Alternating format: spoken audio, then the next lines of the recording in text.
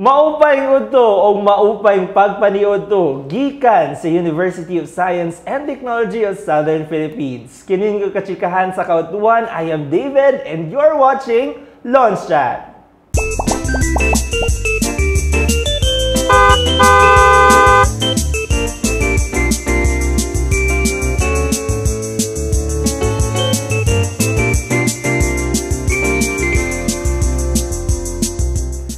Greetings to all of our trailblazers across the USTP system from Alubihid, Balubal, Cagayan de Oro, Claveria, Hasaan, Oroqueta, Panaon, o Villanueva. This year, we strengthened the 7-point agenda dynamic, highlighting the innovation, digitalization, and internationalization of the university system president. This season, we bring you the stories of innovation. Kung asa, ipakita nato ang mga nagkadaiyang activities, programs, and initiatives sa atong universidad. Sa mas komprehensibong kachikahan sa kautuhan, kini ang Launch Chat!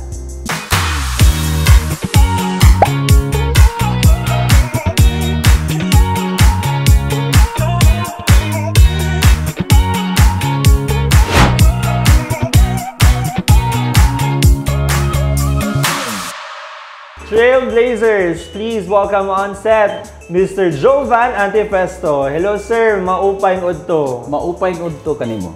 Yes sir. So kumusta naman ta sir sa ato ang buhay-buhay? Ay, maayo kayo. Yes sir. So welcome by the way sir sa atong Launch Chat. Thank you for having me here. Yes, and pwede po nato i-greet no ang atong mga ka-trailblazers kana nanaw sa ato karong kautuhan. Maayong udto kaninyo diha, trailblazers, hinaot ana kita sa maayong pamahon-pahon sa kinabuhi. Alright, thank you so much for gazing again sir no sa ato ang programa karong kautuhan. But anyway sir, let's dive in sa ato ang diskusyon karong kautuhan. So to start sir, ato pang ila-ilahon no. So by the way, our guest here is the chairman of Department of Autotronics under College of Technology of USTP CDO. Yes. So atong ila-ilahon first no kung unsa ang Autotronics Department, unsa ginadil pod no sa ato ang department og unsa nga possible industries nga pwede no mabadangat sa atong mga estudyante nga mo graduate pohon. Yeah.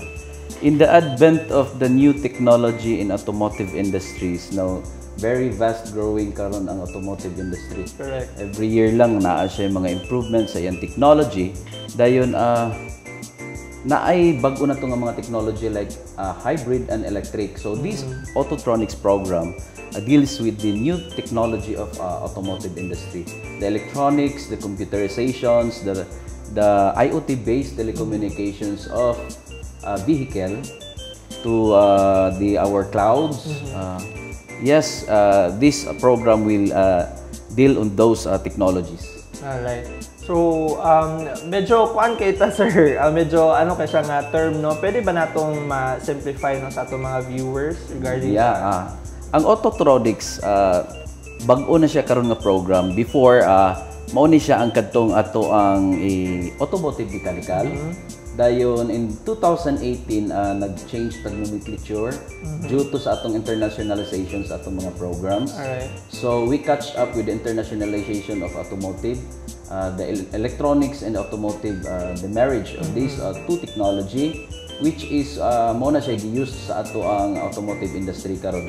So ang Autotronics gyud manso og mga estudyante, mga future professional nga mahimong mga experts when it comes to vehicle electronics, vehicle computers, and vehicle new technologies. And this is a great news for some of the students, especially kung interested sa field sa Autotronics. Yeah. Now, next question sir, with all of these things, unsa mga innovative approach nato sir, especially teaching strategies no, given the current situation that we're having in sa atong program?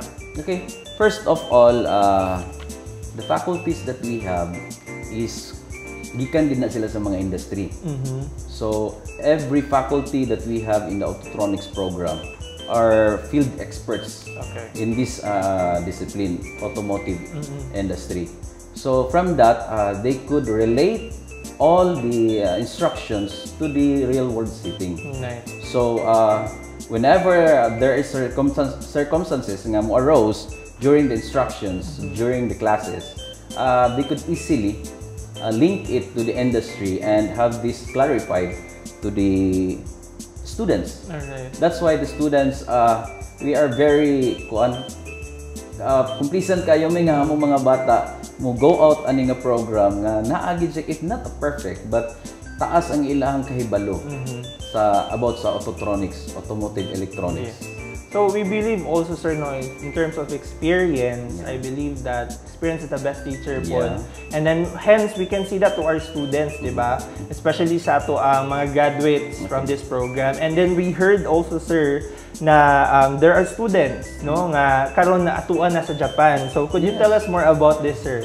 Yeah, actually the partnership of Kenji and the Philippine Research Investment Institute started way back 2023. Now, in this partnership, we are able to identify mga estudyante nga qualified, no? Dili lang sa skills, but first of all, the ethical. Work ethics, the attitude, and the character. Because you know now what is Japan. They are very get into a discipline.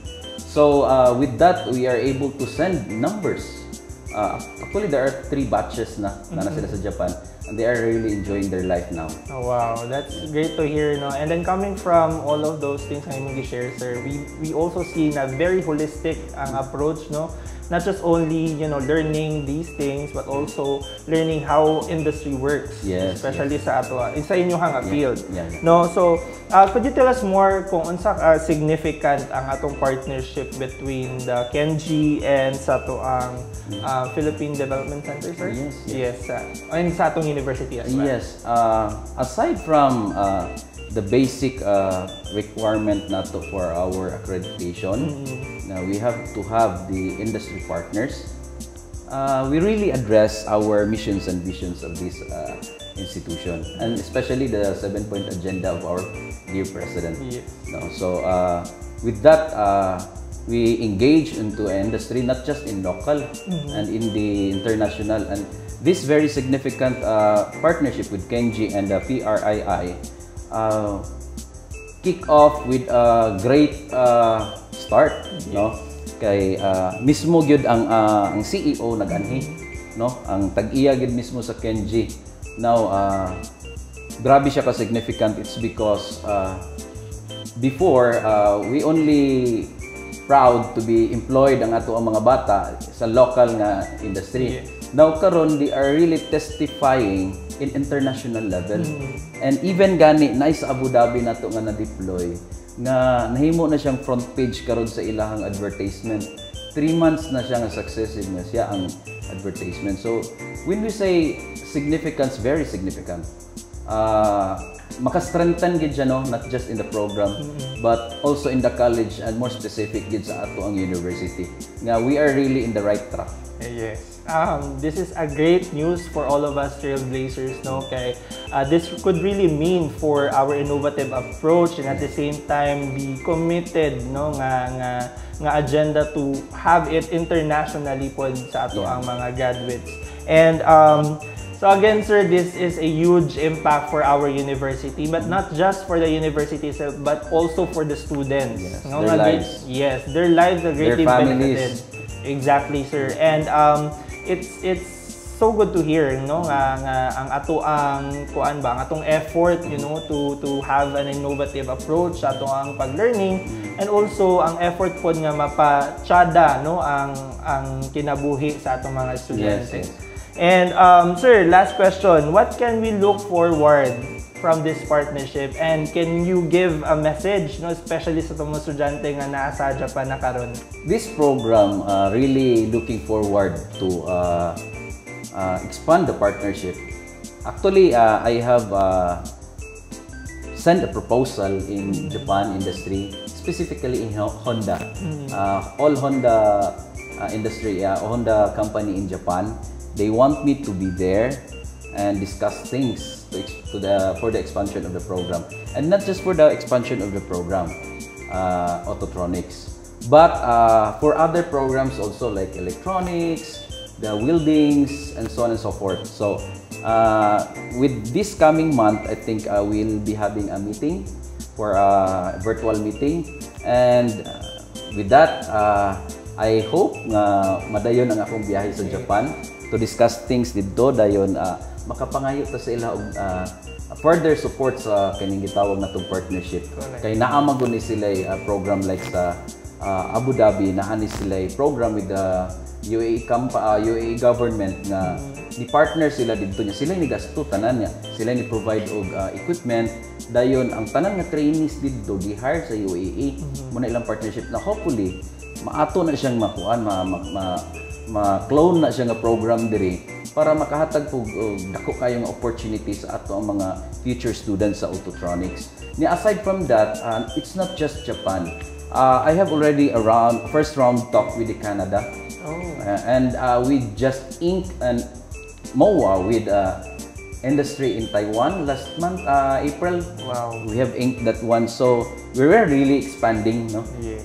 When it comes to internationalization, not just in Japan, but I think we will be occupying the vast countries nearby or in the Europe or in the Asia.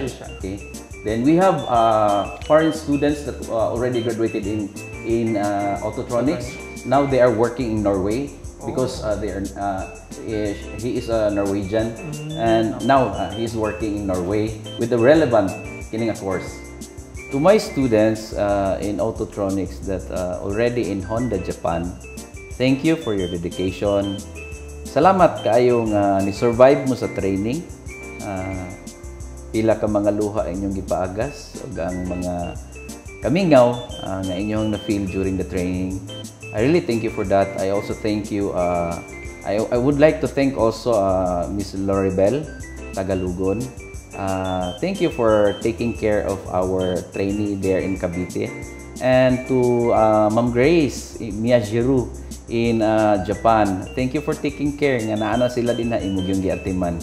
And I would like also to thank Kenji Men, the CEO, Kuji Sasawa, and our CEO of Philippine Research Investment Institute, Akemi, in Japan.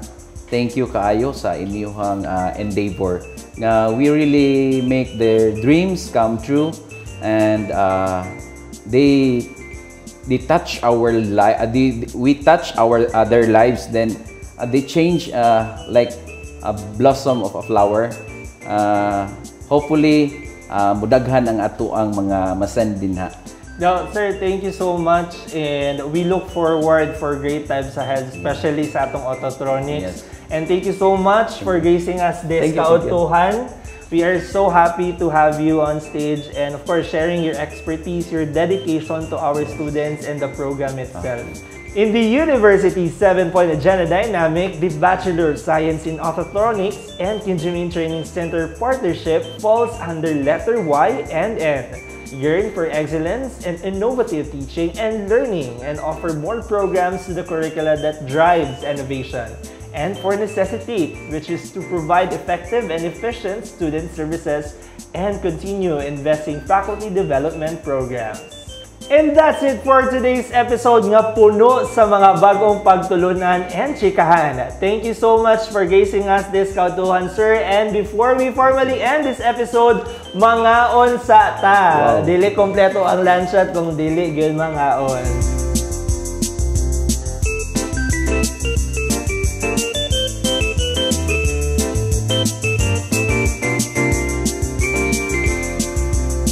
Alright, so mga unta mga ka-trailblazers, itadakimasu!